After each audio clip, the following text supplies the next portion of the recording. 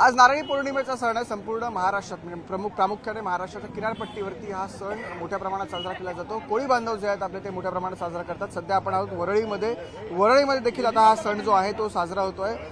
मात्र इथे नारळ फोडाफोडी काहीतरी सुरू आहे. आपण नेमकं काय जाणून घेऊया. दादा तुमचं नाव काय? माझं नाव विनय आहे. आणि हा नेमका काय कसला खेळ आहे? हा एक बीट असतो, म्हणजे 20-20 ची बीट असते. 50 रुपये प्रमाणे एक नारळ असतो, बरोबर आहे. आणि ती बीट कोण हारतो त्यांनी 1000 रुपये द्यायचे, पूर्ण नारळाचे पैसे त्यांनी द्यायचे. ही अशी पारंपरिक ही बीट असते आणि आम्ही असेच खेळत असतो. काय नाव काय खेळायचं? नारळ फोडाफोडी. किती किती किती किती वर्षापासून हा खेळ इथे खेळला जातोय की पूर्वापार चालू आहे? कमीत कमी आता मला 40 वर्ष आले. 40 वर्षापासून बघतोय नारळ फोडाफोडी. भरपूर वर्षापासून खेळला जाते. पारंपरिक खेळ आहे आमचा, आम्ही याच्याशिवाय राहूच शकत नाही. मला सांगा काय वैशिष्ट्य आहे नारळी पौर्णिमेचं?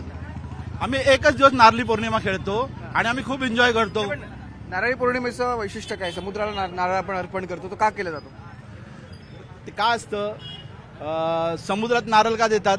कारण का समुद्राला जे आपल्या उधाण असतं ते उधाण शांत करण्यासाठी श्रावण महिन्यामध्ये नारळी पौर्णिमेच्या दिवशी नारळा समुद्राला देतात. त्यामुळे समुद्र शांत होतो. आणि तुमचा याच्यामध्ये काय रोल आहे? तुम्ही नेमके ते बसून काय करताय? मी सकाळपासून खेळतोच आहे, आता थोडा शांत झालो. आणि तो एक दादा तिकडे आहे, तो पुस्तक घेऊन उभा आहे, तो काय हिशोब करतोय? तो मालिक आहे त्या धंद्याचा. हा आहे उत्तर प्रदेशचा, पण धंद्याचा मालिक आहे. हा कारण का तो दरवर्षी धंदा लावतो. दरवर्षी लावतो का? काय तुमच्या पुस्तकात काय दाखवा मला. मराठी आहे, मराठी आहे, पूर्ण प्रॉपर मराठी. पुस्तकात काय हे मगासून काहीतरी पुस्तकात लिहित आहे, काय समजा आम्हाला हे कसं आहे ना, दोन माणसं असतात, एक समोर असतात, एक समोरचा माणूस आणि एक हा बघा हा दादा उभा आहे. त्याच्या अगर इथे काय असतं ना, इकडचे आता हा जिंकलाय समोरचा, तर त्याच्या इथे नाही येणार आणि याचा हिशोब इथे असणार. अच्छा. हा हा हारलाय 20 हा 20 हरले. आणि ह्यानी नो रिटर्न केलाय. 10 नारळची होती, 10 नारळची बीट होती, तर 20 नारळ. जे हारला ना तर 20 आणि त्याचे 9 नारळ, एक नारळवर फक्त 10 नारळ खाल्ला त्यांनी. ओके. हा गेम आहे. हा दरवर्षी नारळी पौर्णिमाच्या दिवशी असतो. तुम्ही इकडे तुमचा काय रोल असतो? माझं कोण मी इथे नारळ सेल करणारा माणूस असतो. मी उभा आहे फक्त बस. सगळ्यात जास्त फायदा तुमचा आहे. आता बिझनेसमॅन वाला आहे, बिझनेसमॅन आहे, बिझनेसमॅन, धंद्यावाला नाही, बिझनेसमॅन आहे. हा हे दरवर्षी म्हणाल तुम्ही उत्तर प्रदेशच्या? हा उत्तर प्रदेशचा गाडी चांगल्या बोलता तुम्ही. आयुष्य मुंबईत गेलं माझ्या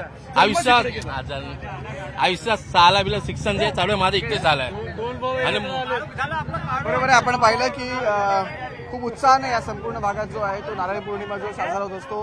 विविध प्रकारचे खेळ या संपूर्ण भागामध्ये खेळले जातात. आपण पाहतोय की नारळ फोडाफोडीचा खेळ सध्या सुरू होता.